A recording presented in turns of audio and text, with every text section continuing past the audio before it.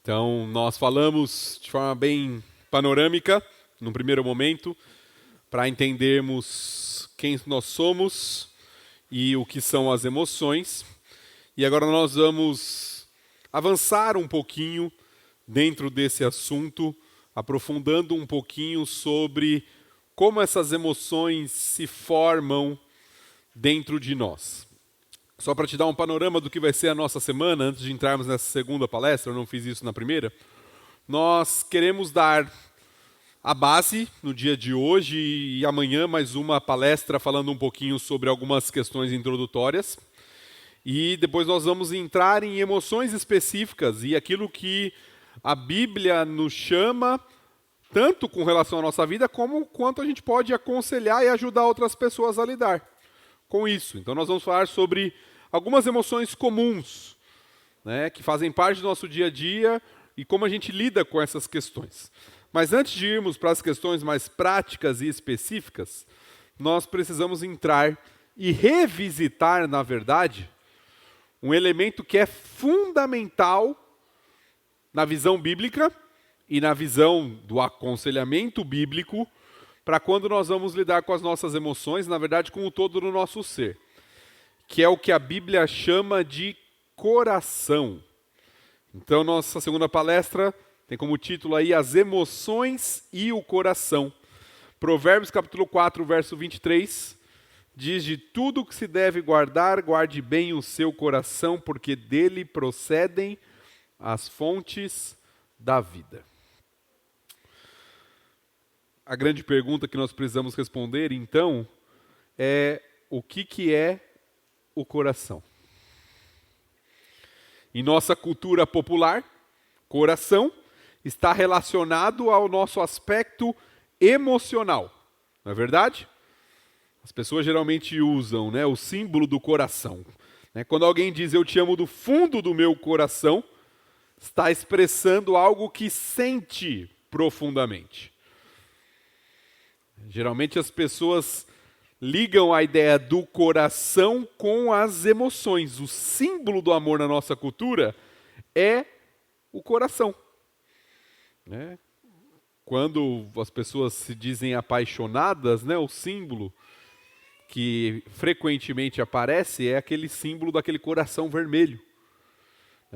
As pessoas fazem o coração, agora mudou, aquele coração do dorama que o pessoal faz, mais ou menos assim, mas as pessoas falam de coração, quando elas estão falando geralmente sobre emoções. Mas a questão é, o que é o coração na cultura dos tempos bíblicos?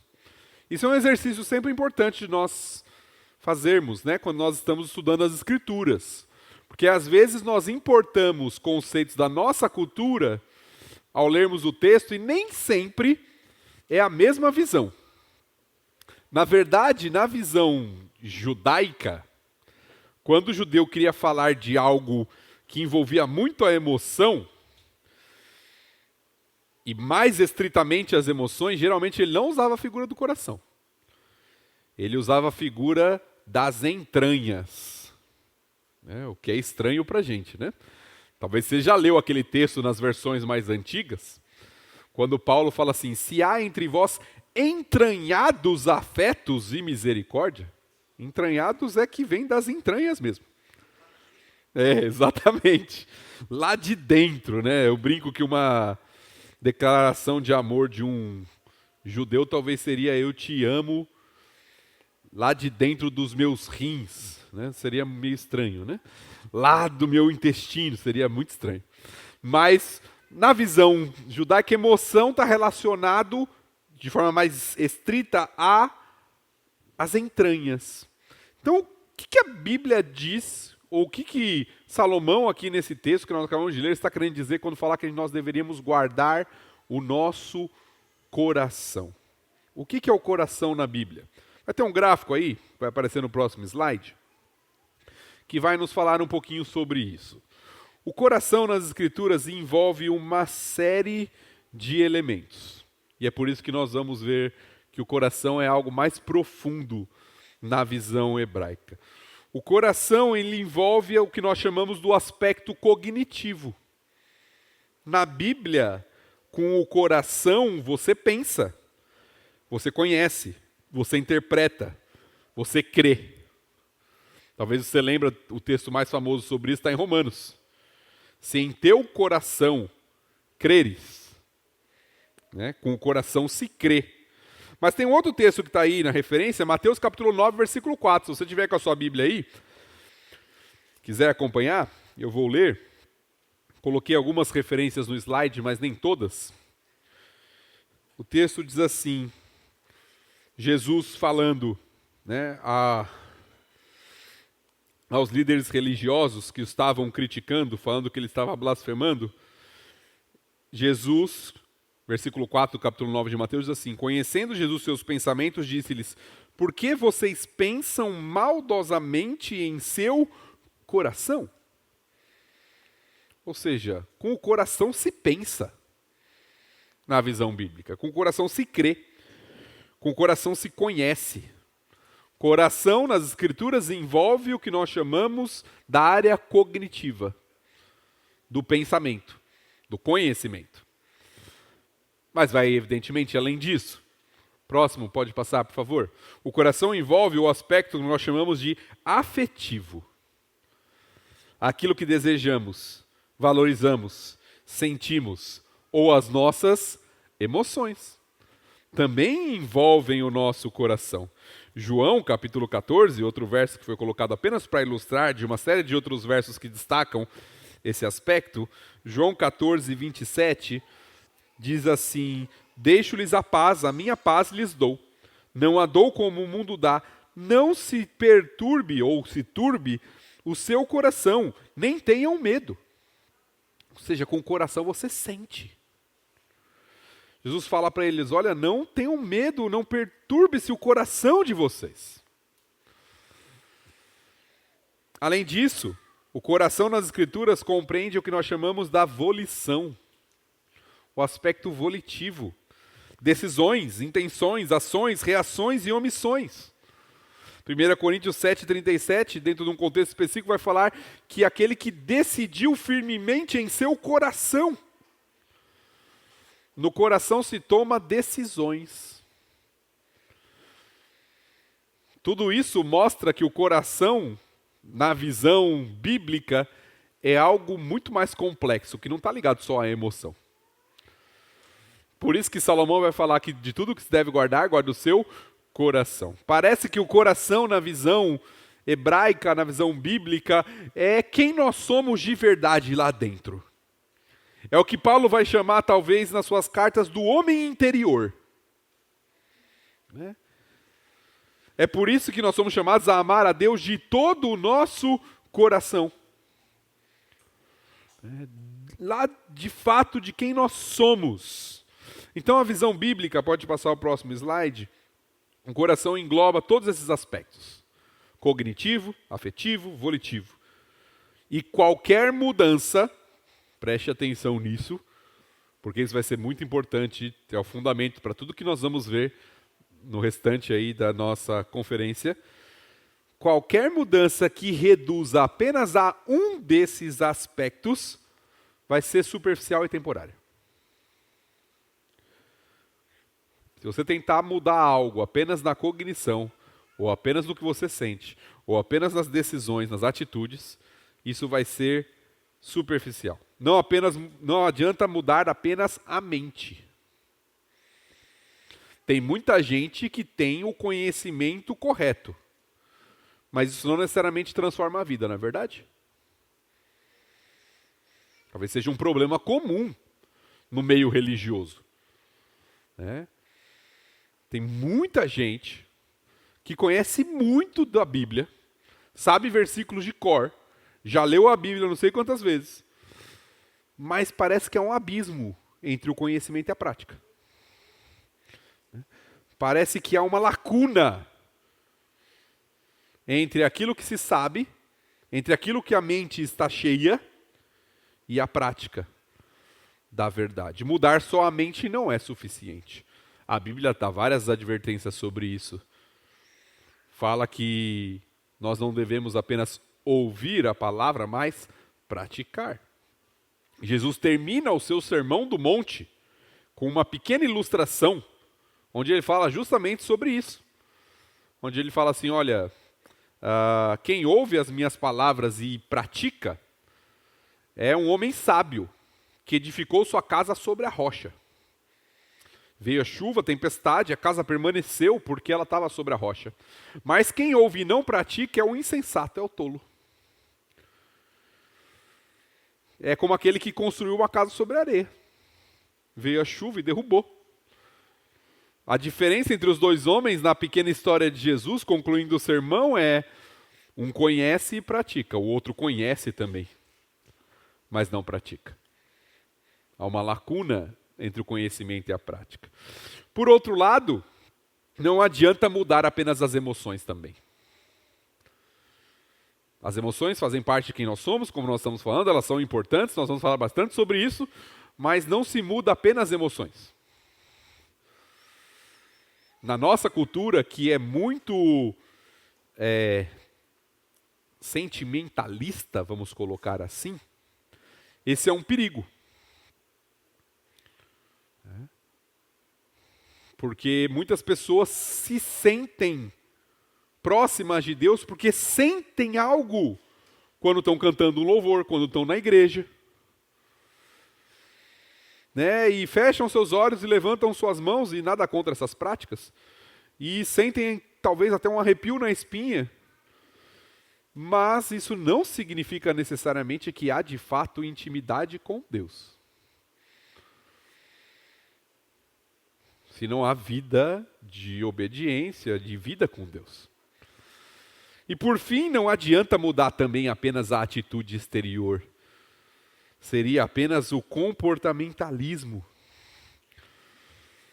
Eu faço ou eu não faço. É o que nós criticamos na primeira palestra. Tem muita gente que acha que religião é isso. Uma série de regras a serem cumpridas. Então eu faço ou não faço.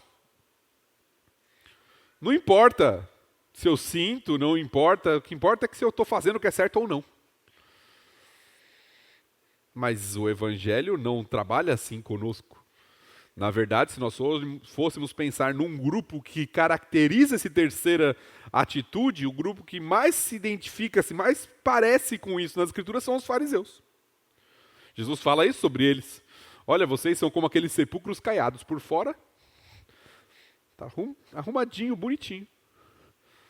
Mas por dentro estão cheios de podridão.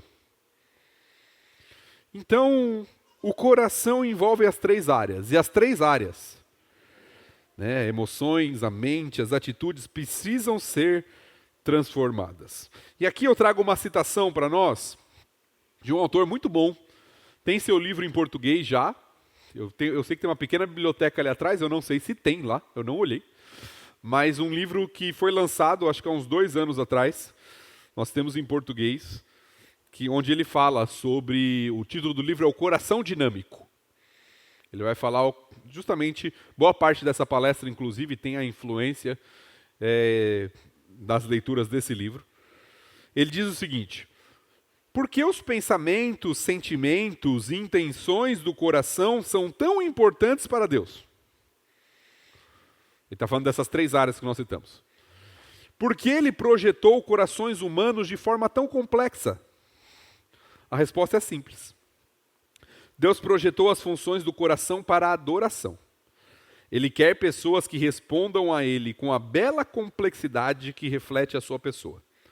Corações dinâmicos adoram a Deus na vida diária, na maneira como pensam, nas coisas que desejam, nas escolhas que fazem. E aí a citação continua na outra parte. Quando pessoas usam esses aspectos de seus corações de maneira que reflete o caráter de Deus, elas estão adorando. Cognitivamente, primeira área, quando pessoas creem no testemunho da palavra de Deus, elas o adoram. Afetivamente, quando pessoas valorizam o que Deus valoriza, elas o adoram. Volitivamente, quando pessoas submetem suas escolhas à vontade de Deus, elas o adoram. Viver a vida que Deus quer dos seus filhos envolve o todo do nosso ser. Por isso que Salomão fala de tudo tem que se guardar, guarda o seu coração. Por isso nós somos chamados a amar a Deus de todo o coração. Isso envolve o que pensamos, o que cremos, isso envolve o que sentimos, isso envolve as decisões que nós tomamos, as nossas atitudes. É o todo, é o nosso coração. Portanto, nós podemos concluir que Deus deseja transformar o todo do nosso ser. É isso que o Evangelho de Cristo faz. Não é apenas as atitudes exteriores, não é apenas a nossa mente. Também as nossas emoções. E talvez seja a parte mais difícil para muitos de nós, né? Como Deus vai transformar minha ira, que às vezes ela aparece e eu quero matar alguém, né? Como Deus vai transformar minha ansiedade, ou meus temores e meus medos. São coisas que nós vamos falar durante a semana aqui. Mas o Evangelho e Deus deseja transformar o todo do nosso ser, o que inclui as nossas emoções. Ele não quer apenas uma mudança de comportamento exterior. Ele quer que aprendamos a amar o que Ele ama e sentir o que Ele sente. Deus quer nos transformar à sua imagem, como nós já falamos. E talvez, mais um exercício aí para você pensar, você já tenha tentado ajudar alguém aconselhando a ficar calmo. Né? Já pegou aquela situação, a pessoa está nervosa, e você fala assim, calma. Né? Ajuda, resolve. Não, a pessoa às vezes fica mais brava ainda. A pessoa não fala assim, olha, nunca tinha pensado nisso. É verdade, né? É só ficar calmo. Não, geralmente não é isso que acontece. Né? Porque não é uma questão apenas da mente.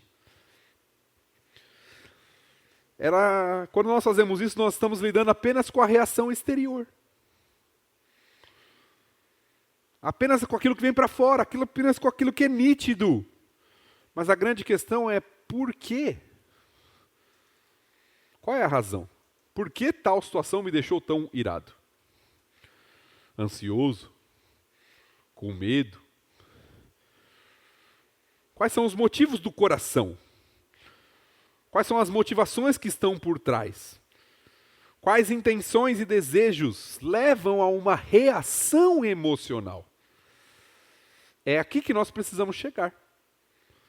Não basta falarmos para nós mesmos, eu não vou ficar mais irado. Ou eu não vou mais ficar ansioso. Ou eu não vou mais ter medo. Não tem como, isso você não controla dessa forma. Nós precisamos entender o que dentro do nosso ser, do nosso coração, está nos levando a reagir emocionalmente de uma forma ou de outra. Isso nos leva a um ponto crucial de entendimento sobre a transformação das nossas emoções. A atitude exterior, aquilo que é visível, aquilo que as pessoas veem, ela é apenas um reflexo do nosso interior.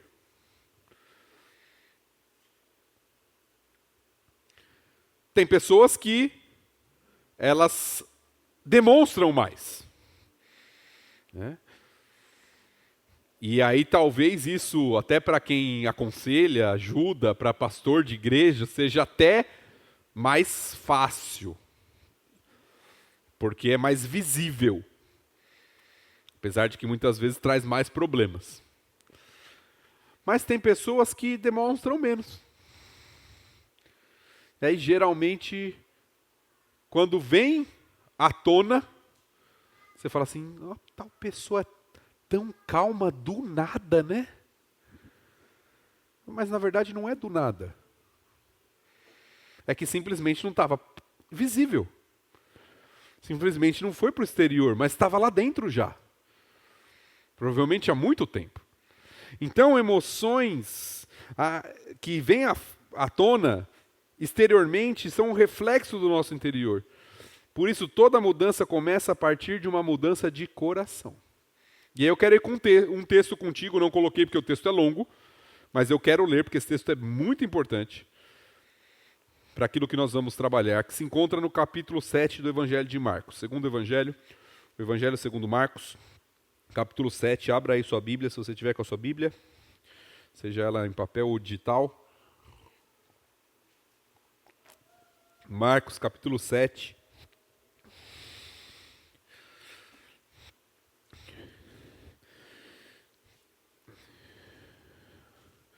Esse texto, Jesus aproveita para ensinar uma grande lição sobre da onde vêm os problemas do ser humano e onde a mudança de fato deve ocorrer. Marcos 7, a partir do verso 1, diz assim: Os fariseus e alguns dos mestres da lei, vindo de Jerusalém, reuniam-se a Jesus e viram alguns dos seus discípulos comerem com as mãos impuras, isto é, por lavar. Vai até explicar em seguida. Os fariseus e todos os judeus não comem sem lavar as mãos cerimonialmente, apegando-se assim à tradição dos líderes religiosos. Quando chegam da rua, não comem sem antes de se lavarem, e observam muitas outras tradições, tais como lavar de copos, jarros e vasilhas de metal. Então os fariseus e os mestres da lei perguntaram a Jesus: Por que os seus discípulos não vivem de acordo com a tradição dos líderes religiosos, em vez de comerem o alimento com as mãos impuras? Então note, Jesus está sendo criticado ali, na verdade os seus discípulos estão sendo criticados, por quebrar uma tradição dos anciãos, de líderes religiosos judaicos, e a tradição era a lavagem cerimonial das mãos. Aqui não é o nosso costume de lavar a mão antes de comer por uma questão de higiene, tá? Tinha a ver com pureza cerimonial. Era algo que ia muito além disso. E aí eles estão criticando, porque os discípulos de Jesus comem sem fazer esse tipo de lavagem cerimonial. Aí Jesus responde, verso 6. Ele respondeu: Bem profetizou Isaías acerca de vocês, hipócritas, como está escrito: Este povo me honra com os lábios, mas o seu coração está longe de mim. Em vão me adoram. Seus ensinamentos não passam de regras ensinadas por homens. Vocês negligenciam os mandamentos de Deus e se apegam às tradições dos homens. E disse-lhes: Vocês estão sempre encontrando uma boa maneira de pôr de lado os mandamentos de Deus, a fim de obedecerem às suas tradições. Pois Moisés disse: Honra teu pai e tua mãe, e quem amaldiçoar seu pai e sua mãe terá que ser executado. Mas vocês afirmam que se alguém disser a seu pai ou a sua mãe: Qualquer ajuda que vocês poderiam receber de mim é corbã, isto é, uma oferta dedicada a Deus, vocês o desobrigam de qualquer dever para com seu pai e sua mãe. Assim vocês anulam a palavra de Deus por meio da tradição que vocês mesmos transmitiram e fazem muitas coisas como essa. Vamos parar aqui, daqui a pouco a gente vai continuar, não feche sua Bíblia não. Mas note, Jesus cita o profeta Isaías para responder aquela acusação. Jesus fala assim: olha, Isaías falou a respeito de vocês. Um povo que honra com os lábios, ou seja, que exteriormente tem uma atitude, mas que o coração está distante. Vocês estão preocupados que os meus discípulos não cumprem uma tradição, mas vocês, com as tradições de vocês, anulam a palavra. E colocam a tradição de vocês acima da palavra. E usam estratégias ali das tradições de vocês para não cumprir mandamentos da palavra, como honrar pai e mãe ali. Numa oferta que eles, em vez de usarem ali para honrar seus pais, acabavam destinando ali para uma questão religiosa e depois isso tirava deles a responsabilidade de cuidar dos pais. Só explicando o contexto aqui. Então Jesus chama a multidão, no verso 14, para junto de si e disse: Ouçam-me todos e entendam isso. Não há nada fora do homem que nele entrando possa torná-lo impuro. Ao contrário, o que sai do homem é que o torna impuro. Se alguém tem ouvidos para ouvir, ouça. Então note o que Jesus está falando. Lembra qual que era a polêmica? Os discípulos comem sem lavar as mãos. São acusados isso publicamente. Jesus responde àqueles homens: mostrando a hipocrisia deles, que colocam a tradição acima da palavra. E aí fala para eles, e virando para a multidão novamente, ele diz assim: olha, prestem atenção. Não tem nada que você traz de fora para dentro que contamina o homem. Ou seja, a preocupação deles, comer sem lavar as mãos. Você vai se contaminar ao fazer isso. Pelo contrário, o que sai do homem é o que o torna impuro. Aí depois no verso 17, depois de deixar a multidão entrar em casa, os discípulos lhe pediram explicação da parábola. Então os discípulos não entenderam bem o que Jesus quis dizer com aquilo. Não é o que entra, é o que sai do homem que contamina? Como assim? Aí Jesus foi responder para os discípulos: será que vocês também não conseguem entender?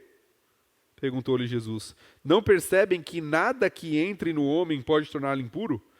Porque não entra em seu coração, mas em seu estômago, sendo depois eliminado.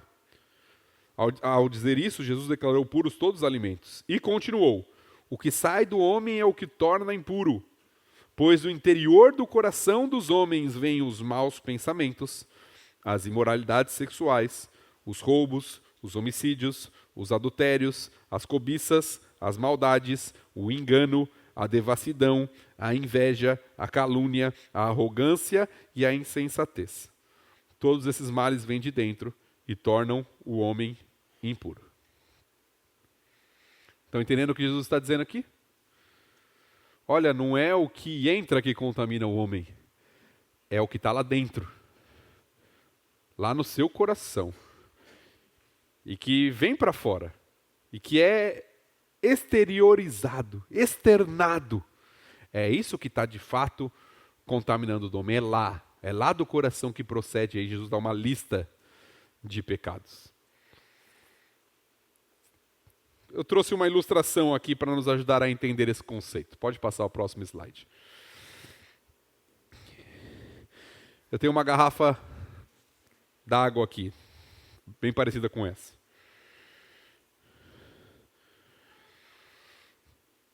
Imagine, eu tenho aqui essa garrafa de água.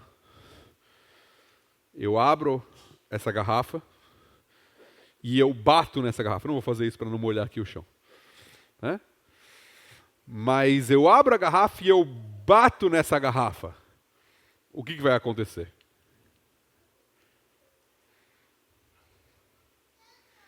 Vai cair a água da garrafa, certo? A pergunta é: por quê?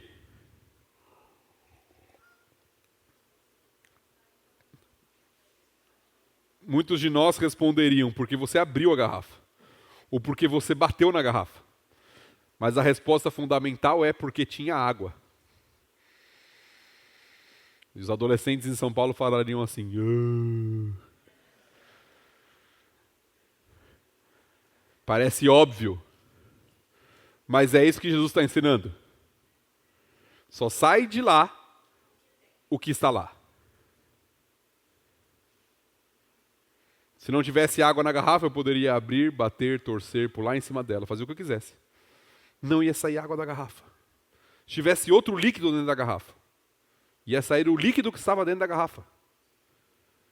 É por isso que Jesus fala no outro texto que nós já lemos, que a boca fala do que o coração está cheio. É por isso que emoções não são transformadas no nível exterior. O exterior é só estar vindo à tona o que está lá. O que precisa mudar é o que está aqui dentro. Porque se o coração for transformado, as emoções serão transformadas. E vai sair coisa diferente de lá. É isso que Jesus está falando. Não é o que vem de fora que contamina, é o que vem de dentro. E eu sei que essa é uma verdade um pouco dura para nós. E ela é dura porque ela coloca a responsabilidade no local correto. Porque nós temos o costume de justificar nossas emoções pelo exterior e não pelo interior. Eu fiquei bravo porque o outro. Eu fiquei irritado porque a sociedade que eu vivo. Eu tô maluca, porque meus filhos me deixam. nós olhamos sempre o de fora. E eu falo, essas emoções existem porque tal pessoa fez isso. Porque a sociedade que eu vivo é assim. Porque tal situação está acontecendo. Mas Jesus está falando, olha, não é aqui que nós trabalhamos para que emoções sejam transformadas. Não é o que vem de fora que contamina. É o que está lá dentro. É o que está dentro do coração. É por isso que a Bíblia usa a segunda ilustração que está aí, muito a imagem da árvore e dos frutos. Novamente, o texto que nós lemos vai passar na tela aí novamente, Lucas 6, diz, não há árvore boa que dê mau fruto, nem tampouco árvore má que dê bom fruto. Cada árvore é conhecida pelo seu próprio fruto. Porque não se colhem figos de espinheiros, nem dos abrolhos que pediam uvas. O homem bom do bom tesouro do coração tira o bem, e o mal do mau tesouro tira o mal, porque a boca fala do que está cheio o coração. Em outra citação, agora Paul Tripp diz que Cristo diz que nossas palavras são literalmente o nosso coração transbordando. Nesse texto aí, a boca fala que o coração está cheio. As pessoas e situações não nos fazem falar o que falamos ou sentir o que sentimos, apesar de tentarmos culpá-las. Uma árvore produz frutos e o nosso coração produz comportamento, produz fala, produz emoções. Encarando essa dura realidade de enfrentar nosso coração no espelho da palavra de Deus, que nós podemos ser profundamente transformados pelo Evangelho. Enquanto nós culparmos o exterior, não haverá mudança. Enquanto nós acharmos que o problema das nossas emoções descontroladas e pecaminosas muitas vezes está fora de nós, não haverá transformação. Jesus mostra que a transformação começa quando nós entendemos o que está dentro do nosso coração. Por isso, mudanças verdadeiras e permanentes precisam tratar da raiz do problema. O coração humano que foi contaminado com a queda, como nós vimos. Nós somos criaturas caídas. E isso afetou profundamente quem nós somos. Pela salvação em Cristo, a possibilidade de transformação. Mas nós precisamos ser transformados não apenas no exterior, não apenas no comportamento. Ser cristão não é visto apenas no aspecto exterior. É visto também no aspecto exterior, porque o comportamento também é transformado. Aqui eu não estou falando de roupa, nada disso, estou falando de atitude. O exterior também é transformado. Mas a transformação, ela parte do coração. Assim como nós já falamos, não devo apenas dizer para mim mesmo, não fique irado, ansioso, amedrontado, magoado, mas questionar por que fico irado, ansioso, amedrontado, magoado, quando determinadas coisas acontecem. O que está governando o meu coração? Essa é a pergunta central. Que me leva a reagir assim. O que está lá dentro, que está vindo para fora, quando eu falo de determinada maneira, quando eu ajo de determinada maneira. Um dos livros, nós citamos aqui Paul Tripp agora, né? Um dos livros, para mim, um dos melhores que existe sobre criação de filho, é escrito pelo irmão do Paul Tripp. O Ted Tripp, livro antigo, mas para mim ainda o melhor. Pastoreando o coração da criança. Ele esteve aqui, olha que beleza, excelente. Onde trata justamente dessa questão. Infelizmente, nossa criação de filhos ela é extremamente comportamentalista. Faz isso ou não faz isso? E geralmente nós não trabalhamos o porquê. E aí nossos filhos nos obedecem enquanto nós estamos lendo. ou enquanto eles estão sob a nossa autoridade. Porque não houve transformação de coração. São apenas regras de comportamento. E muita gente acha que o evangelho é isso. Eu deixei de fazer comportamentos mundanos e agora eu tenho comportamentos cristãos. E o comportamento precisa ser transformado de fato. Mas não pode ser só o comportamento. Isso é farisaísmo. Isso é imitar a conduta daqueles que Jesus está criticando nesse texto, que estavam mais preocupados em seguir uma tradição externa do que ter o coração transformado diante de Deus. Então, emoções têm tudo a ver com o nosso coração. O que eu preciso mudar dentro de mim para que essas reações emocionais sejam transformadas? É a pergunta que nós precisamos fazer. É a pergunta que talvez você está ajudando outra pessoa, aconselhando outra pessoa, precisa ajudar a pessoa a pensar. O que é necessário mudar para que as reações emocionais também mudem? O que é preciso nutrir para que minhas reações emocionais sejam mais parecidas com o caráter de Deus e do seu Filho, Jesus Cristo? A mudança em nossas emoções começa quando trabalhamos para mudar o que gera as nossas emoções, que é o nosso coração. Não basta falarmos, pare de ficar irado, pare de ficar ansioso. Nós precisamos fazer a oração de Davi. Sonda o meu coração, Deus. Ajuda-me a discernir e a trilhar pelo caminho eterno. Mudança nas emoções flui de um coração que aprende a amar a Deus, que valoriza agradá-lo acima de si mesmo. É a partir dali que emoções serão transformadas, quando o coração estiver transformado. Meu irmão, talvez a área das emoções seja a área onde nós temos uma maior influência de não transformação. Porque isso na nossa cultura é visto de várias formas. Nós vamos falar um pouco mais sobre isso amanhã. Ah, não, isso aí é seu temperamento. Isso aí é sua personalidade. Você é assim mesmo. Né? Ah, você tem mais propensão ainda porque você tem sangue italiano, espanhol ou qualquer coisa do tipo.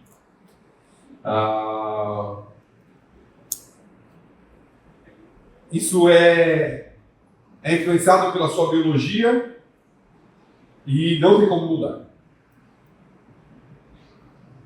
Nós não encontramos isso na Escritura. Existem tentações, pessoas vão ser mais tentadas a uma área do que a outra? Sim. Mas o Evangelho, a palavra de Deus é poderosa para nos transformar em todas as áreas da nossa vida. Amém? Amém. Deus chama todo cristão, na sua palavra, a ser compassivo. Todo cristão a ter domínio próprio. Inclusive a característica do fruto do Espírito agindo em nós. A confiar nele, descansar nele, em vez de ser tomado pelo medo e a ansiedade. É simples? Não é simples. Somos criaturas caídas, já falamos sobre isso, é uma luta. Mas não existe a ideia na Escritura de que você é assim mesmo e isso não muda. O Evangelho, ele está nos mudando e nos transformando à imagem do nosso Salvador, Senhor Jesus Cristo. É isso que o Evangelho faz em nós. Assim, o que alimentamos em nosso coração, e nós vamos ver durante a semana como alimentar algumas coisas, influenciará os nossos pensamentos, refletirá em nossos desejos, afetará profundamente as nossas emoções e impulsionará as nossas ações. É um processo. Eu fiz um gráfico aí para ajudar a gente a sintetizar essa ideia. Esse gráfico mostra um pouquinho como se dá a dinâmica dentro do coração humano. E que envolve todos esses aspectos que nós já falamos. Envolve a nossa mente, o que nós acreditamos, o que nós cremos. Passa aos nossos desejos, o que nós queremos, o que nós amamos, o que nós valorizamos. Isso mexe com as nossas emoções. O que nós passamos a sentir. E isso nos impulsiona a agir. Tudo dentro de um processo. Nós citamos, em clima aí de Copa do Mundo, nós citamos essa ilustração. Pense o seguinte, um menino brasileiro, isso tem mudado, como eu disse, mas ainda é bem presente no nosso país. Qual que é o sonho do menino brasileiro comum? Ser jogador de futebol. Está mudando, né? Às vezes até para pior, mas está mudando. Foi feita uma pesquisa na escola dos meus filhos recentemente sobre o que eles queriam ser. E aí uma das coisas que mais deu como resposta é youtuber. Né? Faz parte da sociedade que a gente está agora, né? Mas o menino quer ser jogador de futebol. Por que ele quer ser jogador de futebol? Qual é a razão? É biológica? Genética? Se a gente pega esse mesmo menino, quando criancinha, leva ele para os Estados Unidos, ele vai querer ser jogador de futebol? Provavelmente não. Talvez ele vai querer ser jogador de basquete. Futebol americano, apesar de que o futebol, soccer, né? O futebol está crescendo lá também. Mas é outra cultura. Se você levar ele para um país que está em guerra, o sonho dele vai ser relacionado a esporte? Provavelmente não. Por quê? Porque aquilo que ele alimenta no seu interior vai moldar o que ele quer da vida. O que ele acha bom. O que ele tem como valor. Nós temos uma falsa ideia na nossa cultura que é emoções não se controlam, no coração ninguém manda. Mentira! Emoções são formadas por aquilo que nós alimentamos aqui, o que nós queremos ser bom para nós. Se eu tiver isso aqui, eu vou ser feliz. Isso vai me levar a desejar profundamente algo, a sentir algo e a buscar aquilo. É a dinâmica que aconteceu no Éden. Adão e Eva estavam lá tranquilos, felizes. Nós lemos o texto, Adão feliz porque Deus criou uma esposa para ele. Algo mudou na mente de Eva quando foi lhe dada uma alternativa. Falou assim, olha, na verdade, Deus não é tão bom quanto ele parece estar dizendo para você, não. Você não vai morrer se você comer desse fruto. Na verdade, se você comer, você vai ser como Deus. Conhecedora do bem e do mal. Eva pensou nisso. Passou a desejar.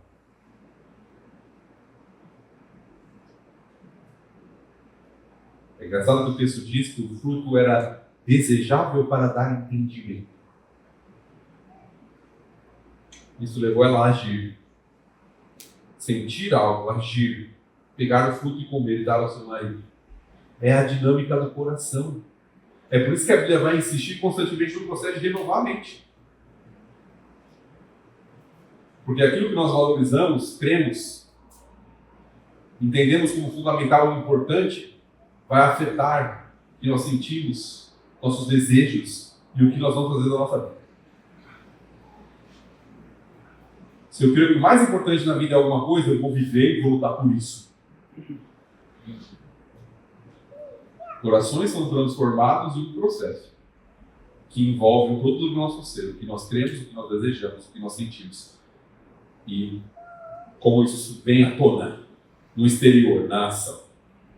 Por fim, Deus nos criou em um sistema complexo e interligado. Por isso, transformação de vida tem uma complexidade que somente o Evangelho de Cristo pode produzir.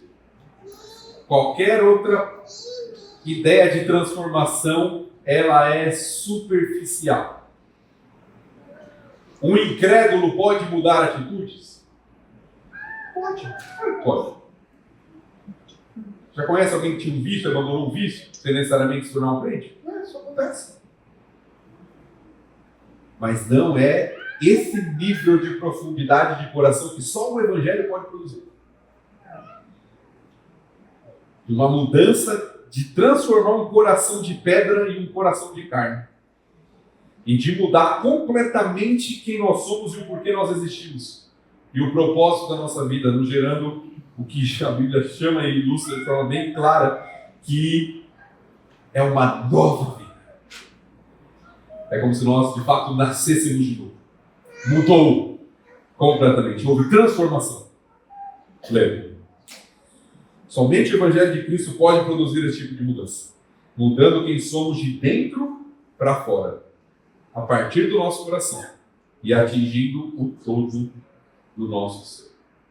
É esse tipo de transformação que o Evangelho propõe. É sobre isso que nós vamos trabalhar durante essa semana. Rogando ao Senhor que nossas emoções sejam transformadas pelo seu Evangelho e que elas possam se assemelhar cada vez mais ao caráter do nosso Senhor e Salvador, Jesus Cristo. Vamos orar para concluir, pastor?